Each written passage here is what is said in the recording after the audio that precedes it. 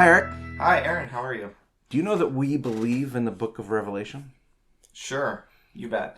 Okay, but think about it, all right? Okay. Internalize that comment. I'll be honest, I don't think about it a lot. Okay, but I want you to. Okay. Because I thought it'd be fun. The apocalypse of John.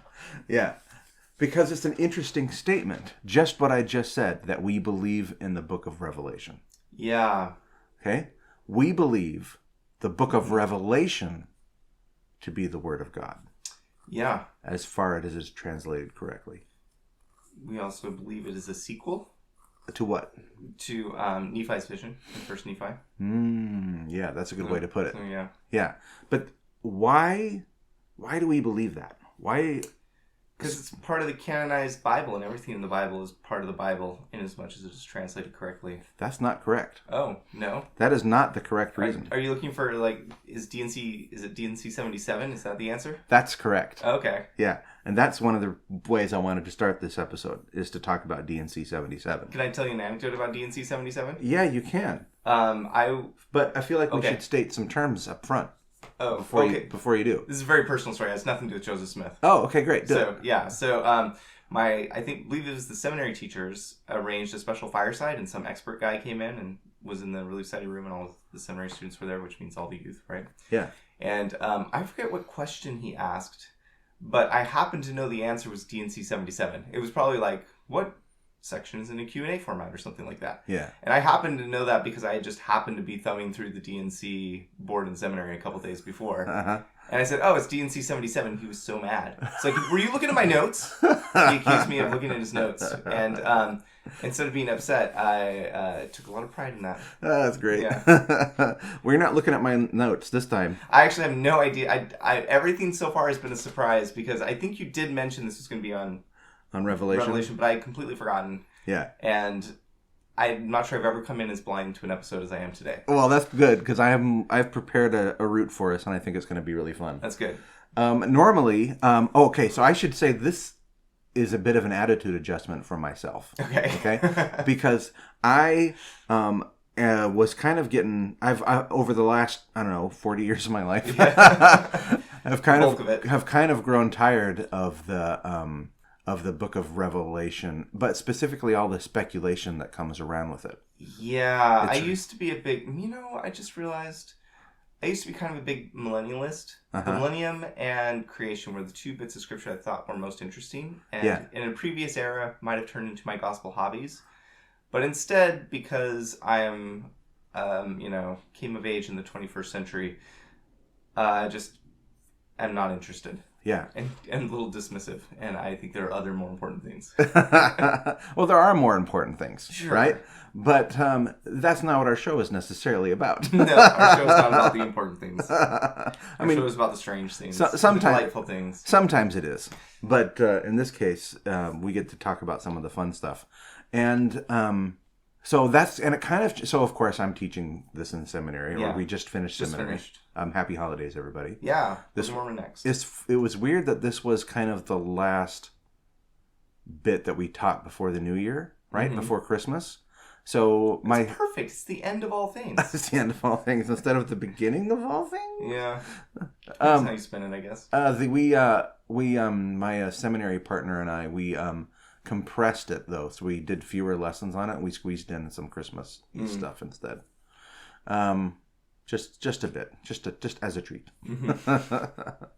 Mm-hmm. So we believe in the book of Revelations. Why is that an interesting statement? Well, because not everybody does. That's true.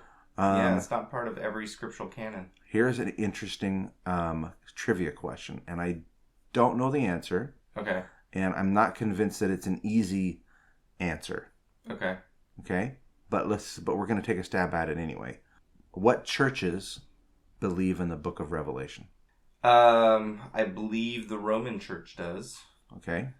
I want to say Luther wanted to throw it out, but didn't in the end. Well, it's interesting that you mentioned Luther and listen, full disclosure. Yeah. On this episode, I'm using a lot of Wikipedia. Yeah. We're big Wikipedia boosters, no matter what Ben Lerner has to say about it. Tell me about Ben Lerner. Ben Lerner is the Antichrist, as described in Revelation.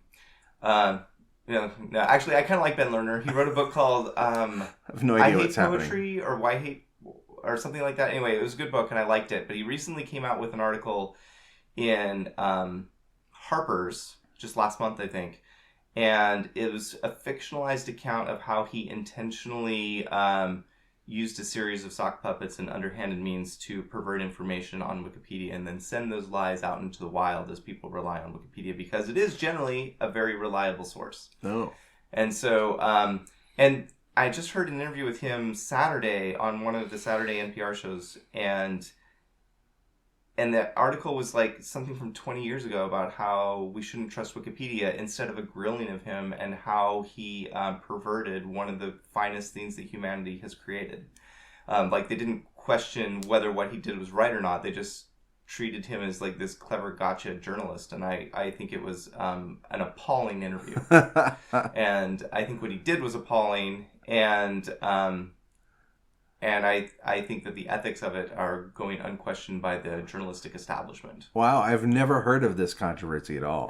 Yeah, it's. I guess we'll link to it in the show notes. Have you? I have not read the article because I just couldn't bring myself to read a fictionalized account of someone. Like I read the first 2 paragraphs, I was like, get off yourself, and I was done. I didn't read the whole thing, but I did. It was playing on NPR on Saturday while I was still lying in bed, and I did listen to the interview. Well, okay. This is fabulous because we decided when we planned the show that we planned the show, I think you suggested a topic and I said okay, and then you planned the show. I think is what happened, and then I managed to forget what it was about. So, but I was looking forward to you bringing stuff. And this is exactly you never know what I'll bring. This is exactly what I was talking about. Martin Luther called Revelation neither apostolic nor prophetic. In his 1522 translation. In other words, Martin Luther felt about Revelation the way Joseph Smith felt about Song of Solomon. Ah, yeah, that's right. Pretty much. Yeah, that's right. And it was maybe less sexy. It was the only. Maybe not. Depends. Actually, I guess it depends on how you read Revelation. But anyway, go ahead. It was the only New Testament book on which John Calvin did not write a commentary. It is the only New Testament book not read in the divine liturgy of the Eastern Orthodox Church. Okay. That was the next thing I was going to guess, is I thought the Eastern Orthodox Church did not accept it. And I don't know why I know that. Well, it's interesting. I don't know if you including it in a liturgy. What is a liturgy? Liturgy, yeah. What is that? But it's liturgical when you change it to an adjective because English is fun that way. Oh, that is fun. Yeah. Catholic and Protestant liturgies include it. What's a liturgy? I don't actually know what the dictionary definition of liturgy is. Well, here I'm saying it's a Eucharistic service. Okay, so it's just part of the service. So, in other words, the closest equivalent we have, I guess, in our faith is "Come Follow Me." Oh, I was going to say our sacrament meeting. Well, sure, but it would be like if "Come Follow Me" also determined what we do in sacrament meeting. But that's kind of the closest LDS equivalent. So it'd be like if we just skipped Revelation. Like we skip 90% of the Old Testament, even though technically we accept it as scripture. But you can't do the Old Testament in 1 year. Especially now that we're down to 2 lessons a month. We get. Have I complained about 2-hour church recently? Because I'd love to complain about it again. We get 26 Sunday school lessons a year. Yeah. Pathetic. About 45 minutes each. Yeah, there's something like that. I mean, they're a little bit longer than they used to be because sacrament meeting is now shorter with 2-hour church. But, yeah. So sometimes you're lucky and get 45 minutes. So you complain about 2-hour church? I hate it. Okay. Yeah, I think it's the worst. You want to go back to 3? I don't think you can go back to 3. Yeah. I think it's too late. That bridge was set on fire and the ashes have been scattered to the 4 corners of the earth. But I think there's so many losses. You think so, huh? I think, yeah, I do. And not just the fact that we don't have as much religious instruction. Yeah. With the idea, foolish in my opinion, that all the families of the church are just going to get that much extra at home. Like, nonsense. Yeah. I just don't believe that. And there might be a small percentage, who get an extra hour of home instruction than they used to. But I think that number's probably remained stable. And for some people, it's still at 0. And so that's a huge loss. But I think the other huge loss is we've lost another in-between moment where people hang out in the halls and talk to each other. I really think, especially post-pandemic, that is a huge loss. I really think words...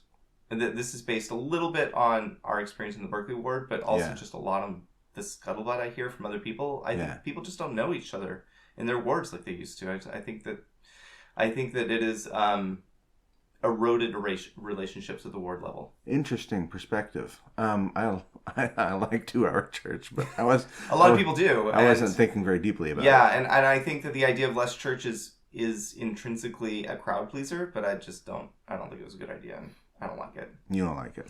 And I'm sorry, President Nelson. That's my opinion. I thought 3 Hour Church was a lot looking back. Yeah. I mean, but that's mainly but that's how I feel about the pre-block, right? That sounds crazy what they did pre-block. Yeah. But I mean, it was normal. There are fewer manuscripts of Revelation than any part of the New Testament. Oh, so does that mean that we feel more comfortable that we have something close to what the original author wrote than we do with some of the others? That's a good question. There are 310 manuscripts of Revelation, 7 papyri, 12 majuscules. Magic skulls? No, that sounds cool. Majuscule. Majuscules. I don't know what that is, but it sounds way less interesting than hearing that John carved it onto the skulls of his followers or something. Followers. And then, wow, we just got super pagan here.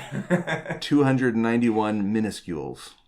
Oh, so they're like big skulls and the little skulls? Like on rats? Yeah. What was the Isle of Patmos? It's an island. Well, sure. Called Patmos. Was he exiled there? Is yes. that the idea? That's the idea. So John of Patmos is the purported author. Yes. Okay. Why is it purported? Do you remember? It was 2,000 years ago. Okay. Everything's purported. Okay. But it was 70. It was like 70 or 60 or 80 AD or something. Yeah, like it's kind of late. Late, but it's a good thing John is immortal because that solves that problem. John is immortal, yeah. Right? I mean, we're just dropping bomb after bomb. Yeah. If you're not a member of the Church of Jesus Christ of Latter-day Saints, then some of this stuff is going to be surprising. Quite possibly, yeah. But actually... I don't think that's... I think that it's... Exclusively that's not an exclusive idea. Yeah, there's that's actually baked into the New Testament somewhere. Yeah, but I think it probably is a little fringe for a lot of mainstream Christians. That John the Beloved... Yeah. Who we assert in our church is the same as John of Patmos. Yes, which I think that's not... I think that's pretty generally Christian. It is, but it's not scholarly. It's not necessarily scholarly, and I'm enjoying finding the difference. Yeah. Which refers to like the authorship of the Book of Revelation, right? Yeah. Which is debated, right? Well, yeah, but also scholars generally don't think John the Beloved wrote the Gospel of John either, if I'm not mistaken. Oh, I remember writing something. I don't think that's. Yeah. Yeah. And the epistles of John are I don't think, scholarly speaking, I don't think that anything was written by John would be the consensus. And yet, DNC 77. All right. Yeah. This is the part that I got. This is what made me excited about the Book of Revelation again. Okay? Yeah, I totally agree. Okay. It would be my way back in if I wanted to study the Book of Revelation. Okay, yes. And I'll tell you why. And listen, if you are a church scholar rolling your eyes at my... We make no claims to authority or expertise. We're having fun. Yeah. Amateur hour here. So I found a website about DNC 77 called... It's called Doctrine and Covenant Central. Have you seen this before? I know Book of Mormon Central. I assume that they are of one brand. Tell me about the Central brand, because there's a whole community of them. Yeah, it's just a bunch of helps. Just a bunch of helps, and that's kind of what I found as I was reading this. What I found was that there's an article here about the historical context and background of DNC 77, and it's a brief synopsis by Stephen C. Harper. And I looked up Stephen C. Harper because, again... BYU Professor of Ancient Scripture, ? Yeah, you got it. Okay. A professor, not Ancient Scripture, of Church History and Doctrine at BYU, yeah. And former historian for the church, and now editor-in-chief of BYU Studies Quarterly. Oh, okay. We admire them, as evidenced by the fact that our entire last season was based on an episode, or not an episode, an issue of theirs. But we are going to use one of the logo. What is it? Ethos, Pathos logos. This is logic. And then one of the ways that you can do logic is an appeal to authority. Yeah, sure. And the reason I wanted to do a little bit of cul-de-sac here on authority like this is just as a reminder that one of the things that we like to talk about is citing your sources. Yeah. So every week we provide a long list of sources in the show notes. Mm-hmm. And I didn't want to just find a random website on the internet and quote from it from the show. Unlike Wikipedia, plus or minus the disturbing story that you stole before, without establishing some credentials for the person I was quoting from. Yeah. Having been treated, this is quoting from the synopsis, to 76, to D&C 76. So this is, D&C 76 is the vision, right? It's the It's the famous one about the three kingdoms. Yeah. The celestial kingdom and everything. In February 1832, for his efforts to understand and revise the Bible, Joseph continued his painstaking study of the Scriptures. His history says that about the 1st of March, in connection with the translation of the Scriptures, I received the following explanation of the revelations of St. John. Yeah. Okay? And so it's if you know the format, it's a question and answer. Yeah. It's like, is it the only one? Yeah. And it's really, really different, right? It is. It is. And it's Joseph delightful, Smith, frankly. Yeah. What he said was, he rarely spoke, so Joseph rarely spoke of or taught of from John's revelation. Mm-hmm. One exception is this one sermon in 1843 where they were correcting some speculations. And I'm summarizing here a bit. Joseph was Joseph was frustrated that John's revelation was, quote, a subject of great speculation among Latter-day Saints and others, speculations based on ignorance about John's intended meanings. Joseph decided to reveal some of John's meanings to combat the ignorance, right? Yeah. And so, continuing the quote, Joseph taught, with the exception of chapter 12, John's revelation is about the future and not the past.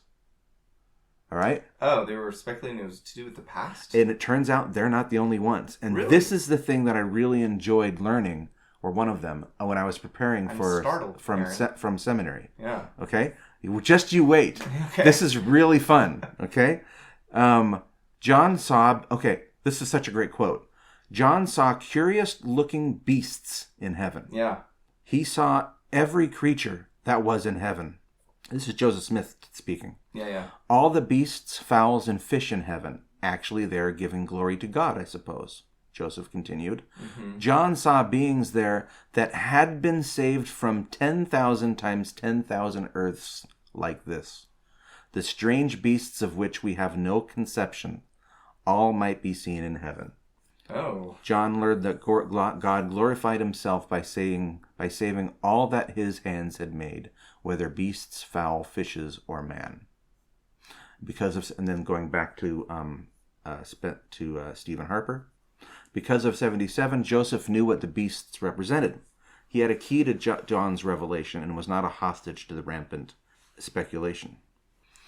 First of all, isn't it interesting that essentially John saw actual aliens? Unicorns. Yeah, unicorns and fantastical creatures. Yeah. But that existed from other Earths. It's fun. That's fun. Yeah. And it kind of recontextualizes, because one of the sections in Revelation is these four beasts, right? And it's one of the things that Joseph specifically asks about, right? So this is verse 2 of D&C Revelate of D&C 77. What are we to understand by the four beasts spoken in the same verse, right? Yeah. In this case, it says they are figurative expressions used by the Revelator, right? The happiness of man and of beasts and of creeping things and so forth. But isn't that cool? That is cool. Yeah. So why is it surprising that we believe in that the revelation is the word of God? Because so much of what we, as you said, talk about in the Old Testament and the New Testament, right? There's so much figurative stuff in there, right? Stuff that we're not entirely sure, or that is hard to understand, or you need to understand the context. But we believe in the book of Revelation the same way as you said we believe in the vision, God showed to Nephi. Yeah. Right? Where this is what John saw. And why do we believe it like that? Is because when Joseph Smith asked these specific questions to the Lord, the Lord's response wasn't, that was written wrong. Oh, right. Let's correct that. Let's correct what was actually written down and translated, right? So when we say we believe the word of the Bible to be the word of God, except inasmuch as it is translated correctly, right? Yeah. This isn't a retranslation, right? It's a commentary, an explanatory note. What are we to understand by the angel ascending from the east? What are the things spoken of? When are the things spoken of in this chapter, in that case, Revelation 7, to be accomplished? What are we to understand by seeing the 144,000? What are we to understand by the sounding of the trumpets? What is the little book which was eaten by John? It's really specifics. It was actually a gummy taco that he had picked up at the dollar store. Okay, so the part that I thought it would be fun to drill down on is, for today, is the seven seals. Okay. Because this is the part that you were startled by. So, what are the seven seals? They open and then stuff happens. Go ahead. Go on. I'm just curious. Because you are essentially, I think, where I was before I started digging on this. Okay. Well, I haven't reread Revelation as part of seminary. We just skipped it, and we did Christmas this month for Come Follow Me, or if you want to call it that, which I don't really like calling it that, but yeah. And when you taught, I'm so grumpy. And when you taught seminary, what did you do with Revelation? I don't remember. I want to say it was taken from us. That was the year that it shifted, and we didn't get to do Revelation. And I know I didn't get to do the Old Testament at all. But I want to say that's when I'd have to sit down with a piece of paper and work it out. But I think we didn't do Revelation because I don't remember studying it at all. All right, then this is exciting. So here's the quiz. Okay. So essentially, I'm interrogating your past Sunday schools. Okay. What are the seven seals? I can't tell you what they are exactly, but when each one opens, something occurs, somebody shows up, and then bad things happen, I guess. And then the seventh seal is good, I think. That's about the best I can do. I wasn't joking when I said that I sort of have not thought about Revelation in a very long time. Oh, and by the way, listener, if you think I'm going anywhere with this, at the end, we're going to have some, nice little, this is the moral. Negative wisdom. Or this is what we're leading up to, and it's you're going to walk away and think, oh, wow, I feel like I really, I feel like my perspective has been, that's not my goal today. I am literally just having fun with the book of Revelation, okay? So, no more plot than DVD extras. Yeah, exactly. Come on, you can do this. What are the seals? Oh, you mean what are they? They represent the eras of history or something. Go on. Be more specific. So I guess there's 7 dispensations. Okay. So I don't remember, was the first dispensation Eden or post-Eden? Anyway, the first one would be Adam, I guess. And then Noah. There's a number you're missing. They're 1,000 years, I guess. That's right. I don't buy that. You don't buy it? No, I don't buy that. Okay. Why don't you buy it? It's just... okay, wait. Yeah. The seals represent 1,000 years of history. Okay? Sure. Okay. But they don't. Okay. Simultaneously is what I would say. And here's why. It's just too I'm gonna gotcha here. I'm gonna gotcha. All right. I'm gonna gotcha, but go ahead. So anyway, but let's see. I don't know if this comes from Revelation. I don't think so, but the idea that there's 7 dispensations, and this would be Adam, Enoch, Noah, Abraham, Moses. It was that 5? That was 5. So that just leaves Jesus and Joseph Smith, which skips fast forward through history real fast. Which skips a bunch of time. Like, a ton of time, yeah. Right? But that's not the organization that's presented here. No, I wouldn't expect it to be. Instead... in D&C. Okay, go on. Yeah. Yeah, well, I mean, this is... I don't know how scriptural this really is. It feels more like something like Leon Skousen than it does feel like... Okay, but I would totally agree with you. Yeah. All right, so let's talk a little bit about let's clean up this discussion a little bit here, okay? So, the Book of Revelation states that there's this scroll, and it has 7 seals on it, right? And who can open the seals? Well, I think it's the Savior that can open the seals, and everybody's very happy that he can, because it ushers in all kinds of history that's important. Yeah. And each seal is opened, and as each seal is opened, the first 4 seals, right, we see the 4 horsemen. Okay. Right? And we see a bow, and we see all kinds of things. Yeah. All right? And then the 7th seal is open, and D&C spends most of it... Sorry, the Book of Revelation spends most of its time on the 7th seal. It's like 200 verses are spent on that compared to 10s or 20s on the other seals. Most of it is spent on the 7th seal. Okay.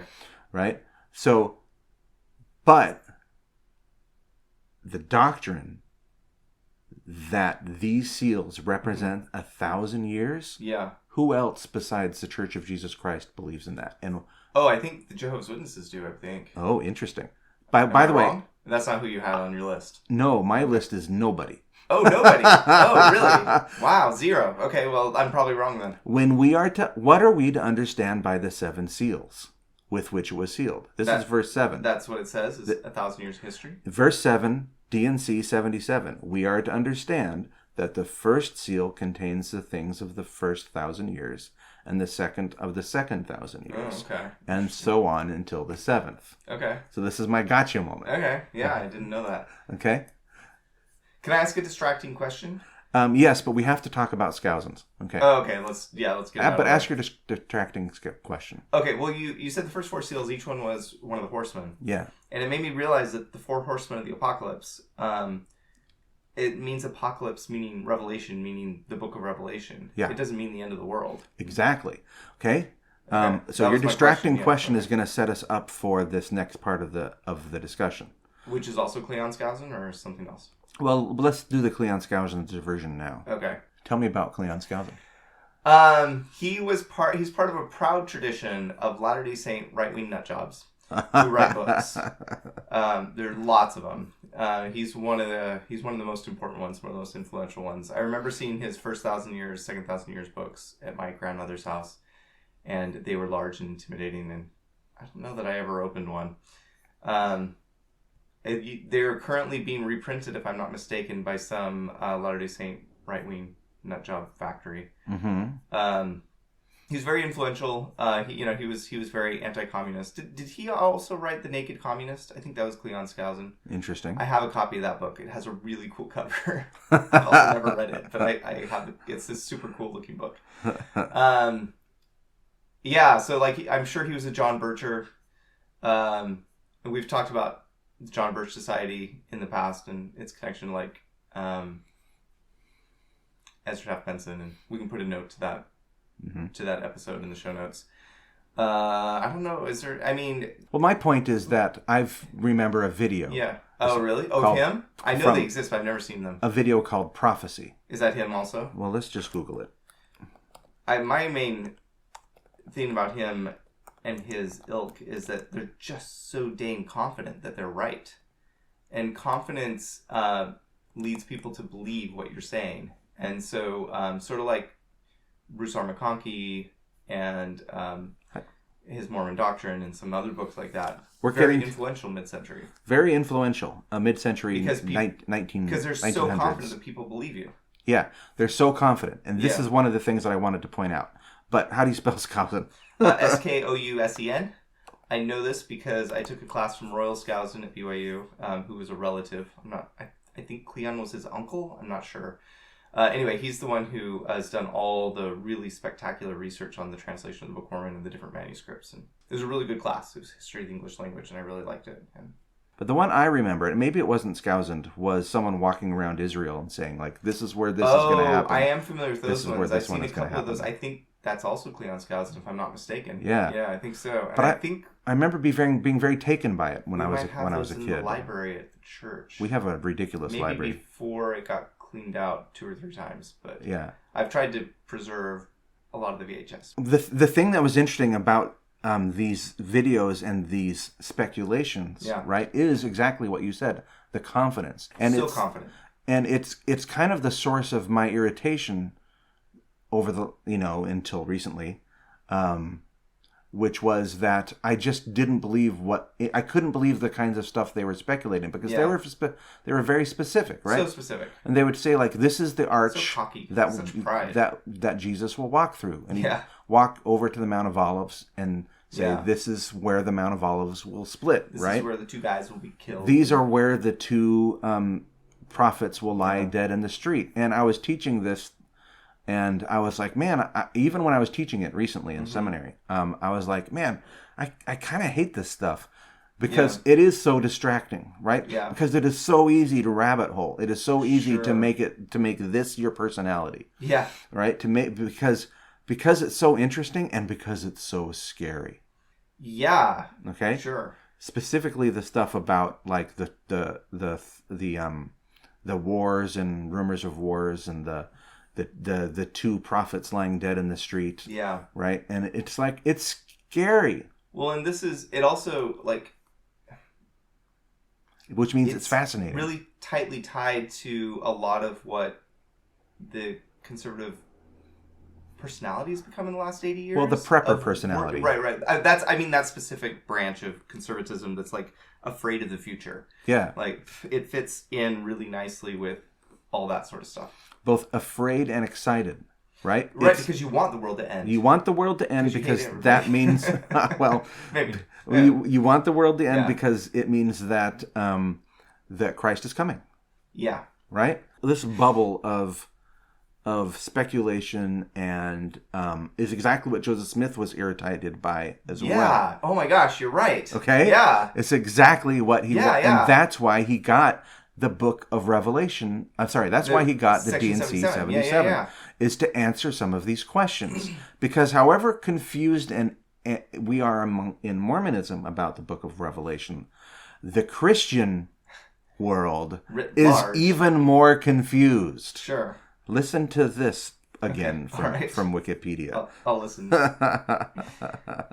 Okay, this is on the main interpretations section of the book of Revelation, right? The main interpretations? Yeah, sorry, the subsection interpretations. Oh, okay, got you. On the book of Revelation, right?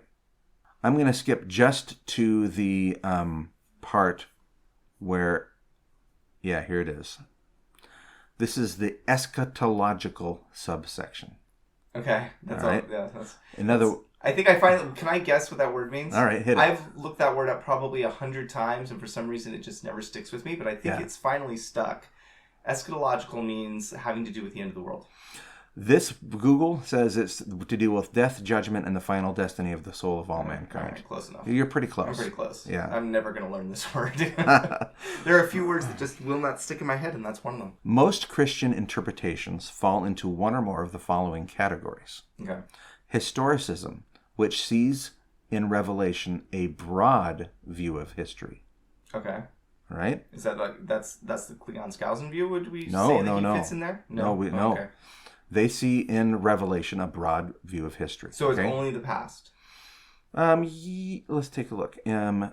So the historicist views of the 7 seals in the Apocalypse, for example, span the time period from John of Patmos to early Christendom.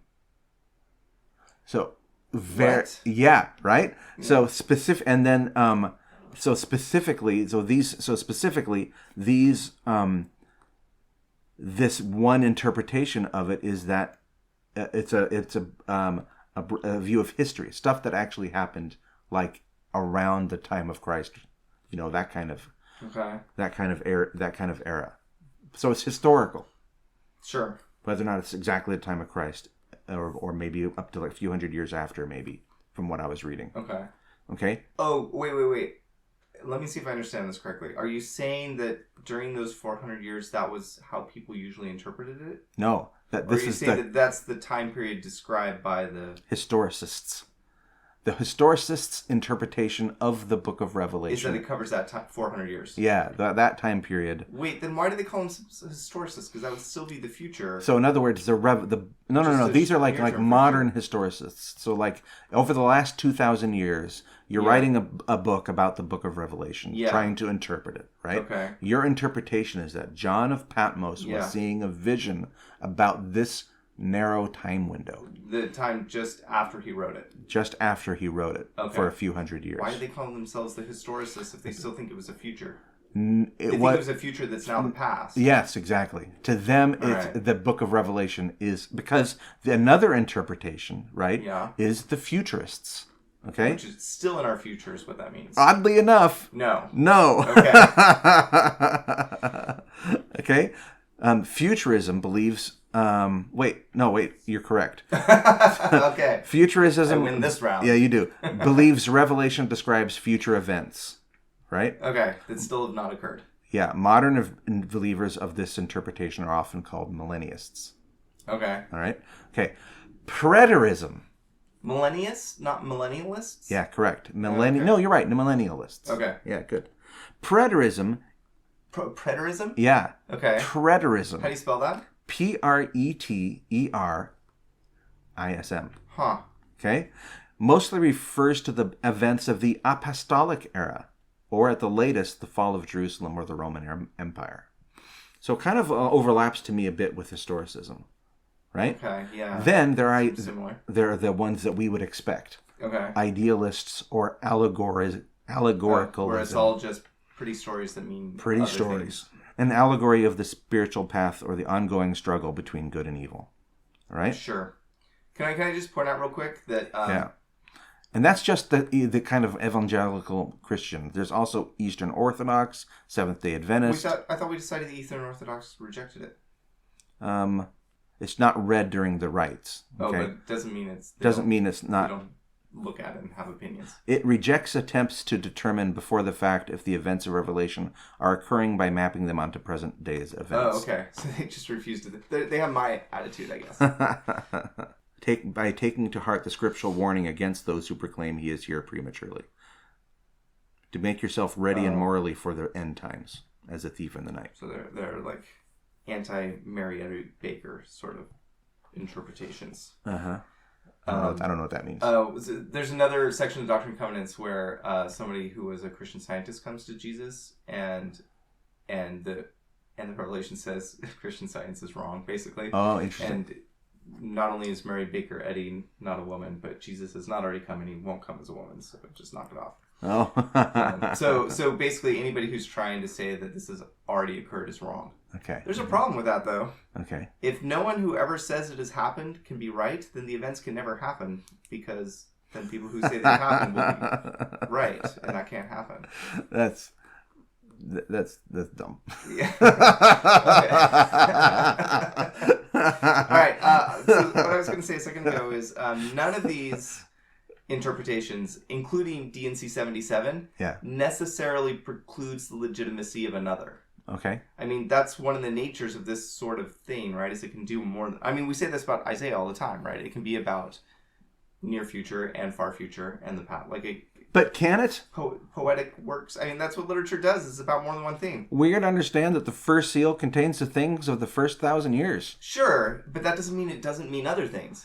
If I say, what's a good example? Okay, here's a good example. If I say that Napoleon in Animal Farm represents Stalin, that is true. He does represent Stalin. However, that does not mean that Napoleon can't mean other things to other people in other times and places. Like it's an allegory, yes, and is very clearly mapped onto the Russian Revolution, but the story has relevancy beyond allegory. It can mean other things. It can do other stuff. All right, fair enough. Here's the kind of fun one thing that you can do. Dear listener, if you want to, click on the Wikipedia page that we link to in the show notes on the Seven Seals. And the Seven Seals get their own page? They get their own page. That's nice. Right? And what's really fun about it is that each of the seals, Yeah. what they do is they document exactly what each of these different views think they represent. Yeah. All right? So the first seal, the opening of the returned Christ opening the seventh seal has its consequences. The first 4 seals result in the 4 horsemen. Yeah. Right? So the preterist view identified the first horseman as Antibarnus, king of the Parthians who slaughtered the Jews in Babylon.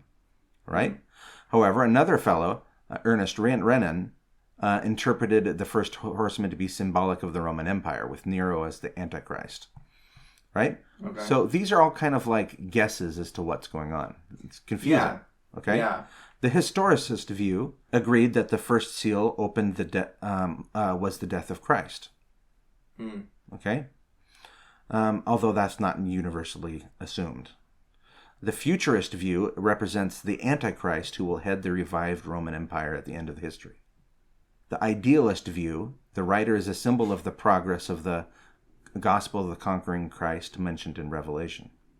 Here's the fun bit, and this is why this would be a fun thing to do if you're a listener of our show and open up this article. Each of those 4 views take up the same amount of text as the Church of Jesus Christ of Latter-day Saints view.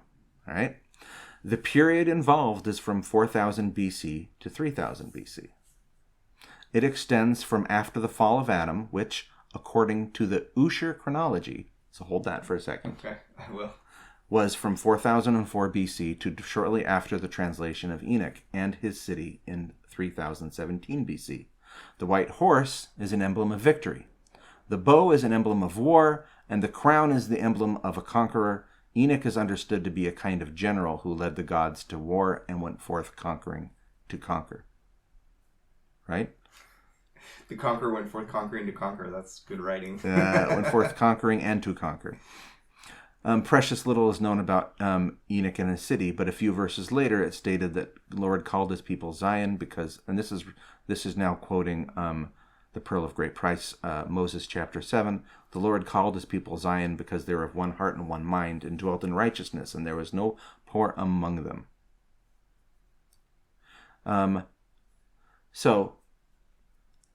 I mean, interestingly, where did all of this information about this interpretation of the first seal come from? What are the notes in Wikipedia? Yeah, well, you already mentioned it. Is it the first 1,000 years? It isn't. Oh, good. Doctrinal New Testament Commentary, Volume 3. By, is that Joseph Fielding McConkie wrote that? Nope, but you got the right name. That's Bruce R. That's Bruce R? Okay. Yep. Bruce R. McConkie wrote that. Wrote a lot about this. And why do I know this? Because the seminary manual referred me to the New Testament student manual. Oh, okay. Okay, which has way more detail. Uh-huh. Okay, about this. And sure enough, it goes through each seal, and it says that the white horse is equal to victory, the bow is equal to warfare, the crown is equal to conqueror, and then it comments on, and it quotes Bruce R. McConkie. This is all the way down. Yep, it's McConkie's all the way down. The most transcendent happenings referred to in these verses include Enoch and his ministry, and it is interesting to note that what John saw was not the establishment of Zion and its removal to heavenly spheres, but the unparalleled wars in which Enoch went through. Right, that's quoting a bit. Right, again, I'm not making any value statements here. We've made value statements about Bruce R. McConkie before. All right, I'm not making those right now. Yeah. I'm just noting that it is interesting that when you start peeling back the layers, right, of what sources you find and who actually is saying what. What did Joseph Smith say about it? Nothing. Right? He said that these are periods of first 1,000 years, second 1,000 years, third 1,000 years, fourth 1,000 years. It's once again one guy's opinion. All right. I feel like maybe the Wikipedia article should be rewritten as with McConkie's name, not just in the notes, but in the text of the article. Actual text, right? And there's another part when we look at the actual 4 horsemen that really kind of drives this home. So I guess the 4 horsemen is like plague or pestilence, famine, etc. Like that's not out of Scripture precisely. That's someone's interpretation. I don't know that it's not, though, because when you read it, it does talk about when you actually read the Book of Revelation, there are some flavor texts that go with each horseman, right? It's not so far of a jump. Yeah. Okay. Right. Good Omens, of course, has the best four horsemen interpretation that I've ever seen, in both the book and in the TV show. Okay, this is on the second seal. Who rode the red horse? This is quoting from Bruce R. McConkie. Again, this is linked to in the New Testament student manual. And from the LDS Church. But according to Wikipedia, this is our LDS perspective. Yeah. Well, okay. Remember, let's keep our sources straight. Right now I'm quoting from Bruce R. McConkie. Oh, now you're directly quoting from him. From the New Testament student manual. So you're no longer looking at Wikipedia, you're looking at the doctrinal commentary book. Who rode the red horse? The red horse of war and bloodshed and sword during the second seal. That's right. One of them's war. Yeah, that's right. This is war. Mm-hmm. Perhaps it was the devil himself. For surely that was a great day of his power. A day of such gross wickedness that every living soul, save 8 only, was found worthy of death by drowning. So referring to the flood of Noah. Mm-hmm. And what do you think the most interesting word in that sentence to me was? Perhaps. Oh, perhaps. Right? So you don't have to start peeling the layer too deep, the onion too deep, before you hit the shaky ground of speculation. Yeah, it's all opinion. When I was a teenager, I wanted to write books like this and like express my opinions. I don't desire to do that anymore. Yeah. And I think part of the reason, it wasn't a super conscious decision, but I think part of it is just recognizing that no matter how expert I get, it's just my opinion. And it's a little risky to tell people that your opinion is authoritative. As soon as it's in print, people think it's more true than somebody else's. Yeah. Like those early opinions you wrote for the first seal from the various groups of speculators. Yeah. Any one of them could be right? Mm-hmm. Like that might be true, but it's sort of like we talk about in our next episode, pre-recorded, that sometimes you get revelations and they're not for the whole world. Yeah. Like it's useful information for you, but it's not necessarily something that you need to tell everyone about and tell them it's authoritative. I find this stuff really fun. I didn't used to. This used to really irritate me. But I have to say and it used to irritate me because of this connection to these this bad attitude, I think, of being afraid of the future and of what it is to come, right? But I have to say, teaching seminary has really helped me in many ways. And I think this is one of them, because it kind of re-legitimized for me the book of Revelation when it is studied in the context of what Joseph Smith actually said and got by revelation, right? And when you start pushing too much, you start immediately hitting speculation. Yeah. And that speculation is interesting and it's kind of fun, right? But then, but it is a slippery slope, right? But because it's packaged as theology instead of as science fiction. Right. Yeah. And the science fiction is really fun. Listen, if you haven't watched Good Omens, right? It's on Amazon Prime. If you have an Amazon Prime sub, season? Yeah, and it's also Is it? I haven't seen it's also great. Mm-hmm. So I highly recommend it. And because it thoroughly deconstructs the apocalyptic narrative in terms of what it's kind of done to the people who believe, who take the belief in the apocalypse. Notice I'm not stating whether or not the apocalypse is a future event. Yeah. But take the belief in the apocalypse and make that affect policy. Yeah. It worries me that people who are most convinced the world will end terribly are also the people who most look forward to it. Yeah. And are the most willing to just allow authority to convince them it's inevitable. And I don't know that that's healthy. Well, here was my charge to you. Yeah. As we the one bit of prep that I wanted you to think about was transhumanism. In other words, what I want to talk about is some of these prophecies, as presented in like the seminary manual, right, are presented as this is what's going to happen. Yeah. Right? There's going to be a war in Jerusalem. That war will take 4 years. There will be 2 prophets of the Church of Jesus Christ of Latter-day Saints, right, that will be killed and lie in the street for 3 days, 3.5 days, right? I did specificity. And our enemies will rejoice. Right? So this is presented as future fact. Mm-hmm. Okay? And the problem with it is that it's so terrifying. In fact, I asked my seminary students about this. Mm-hmm.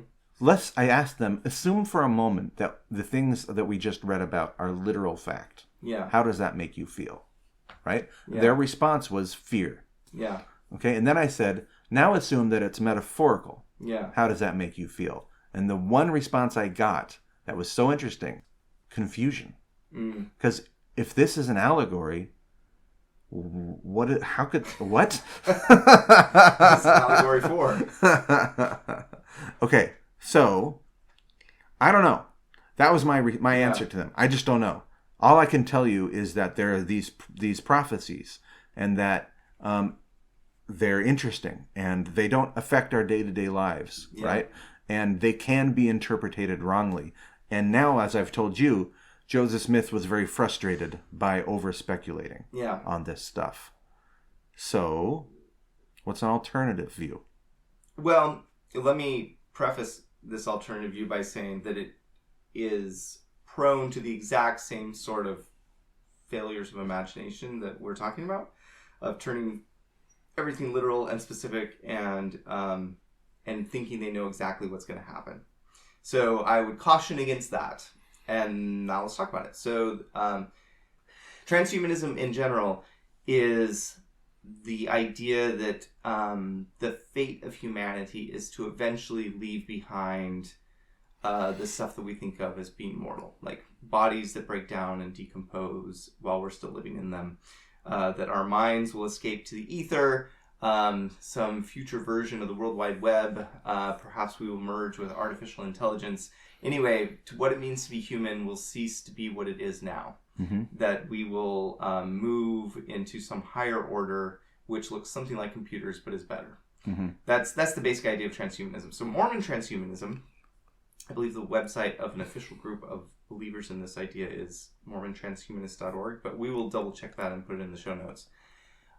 They feel that transhumanist ideas are they track clearly onto Mormon cosmology and millennialism and so forth, that this is how we become like God, is to transhumanate, to leave these bodies behind, and like everything, resurrection and translation and the millennium and heaven and the celestial kingdom and eternal increase, and all those things are not something that one day God destroys the earth and then says it's time for those things, but something that we earn little by accepting bits of knowledge from God here and there, and slowly technologize ourselves into God. That some future generation will be like God, not because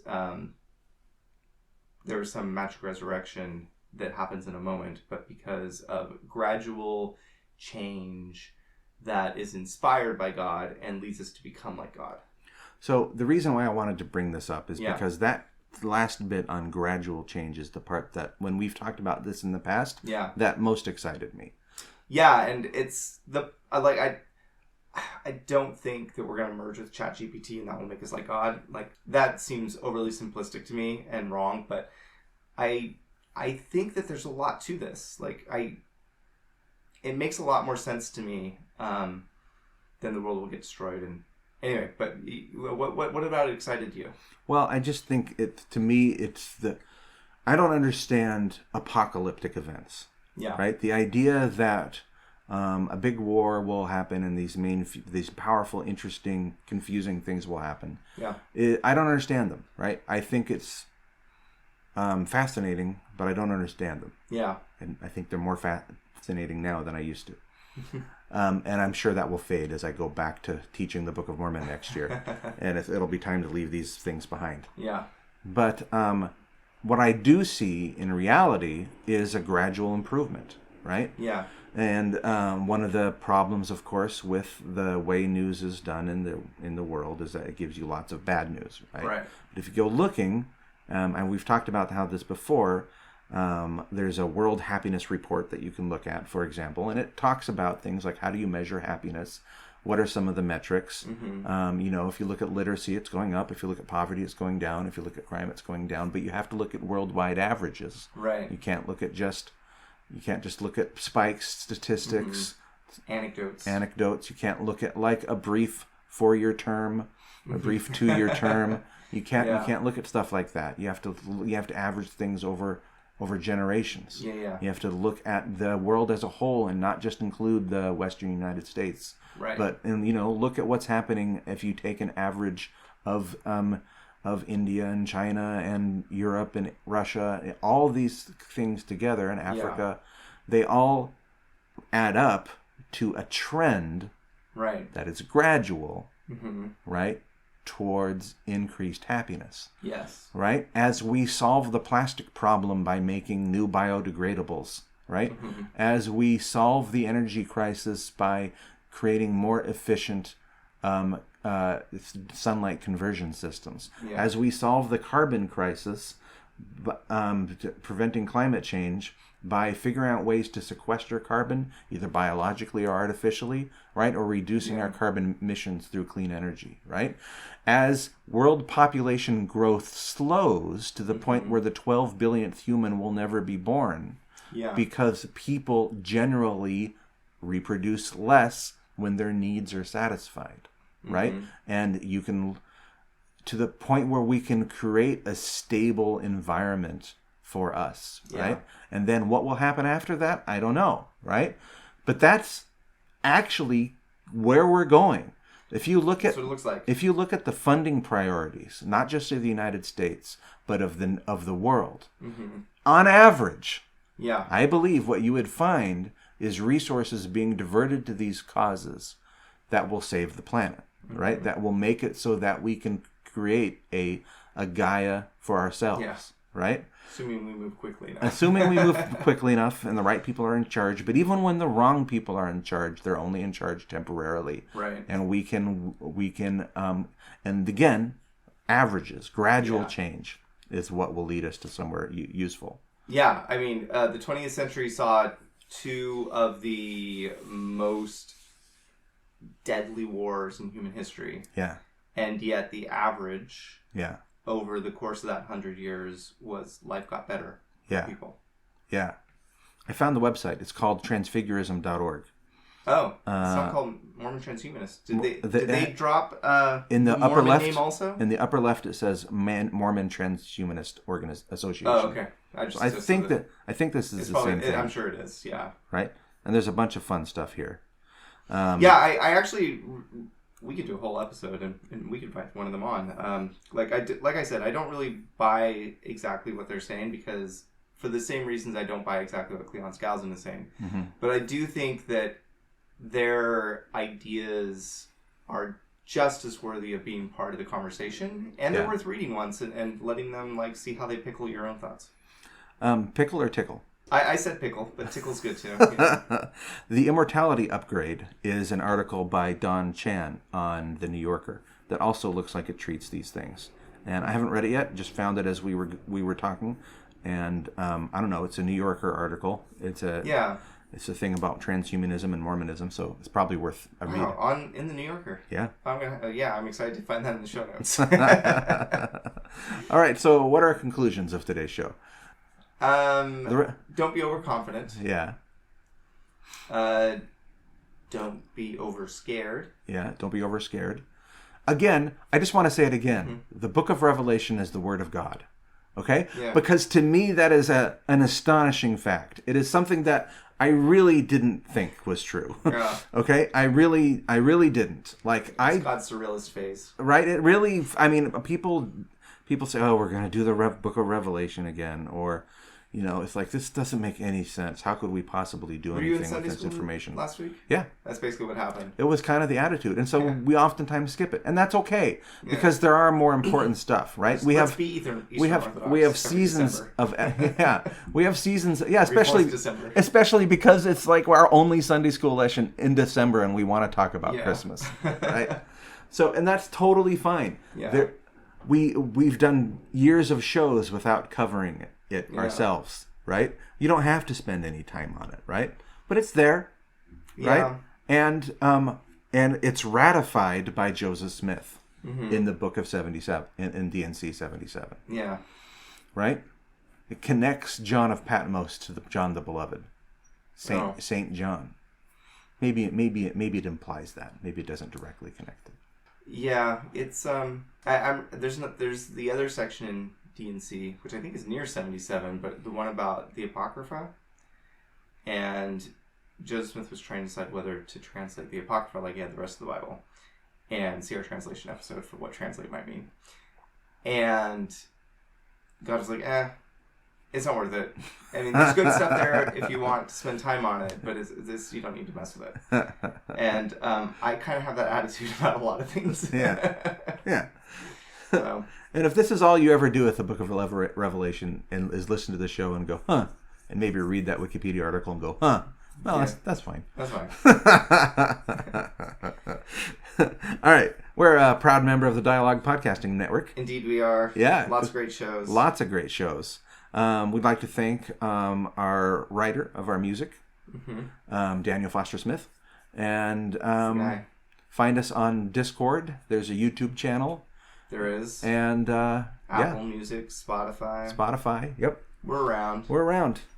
We're still on Twitter. We are, yes. I mean, it's not super active, but if you say something to the feed, one of us will eventually notice. All right, bye. Bye.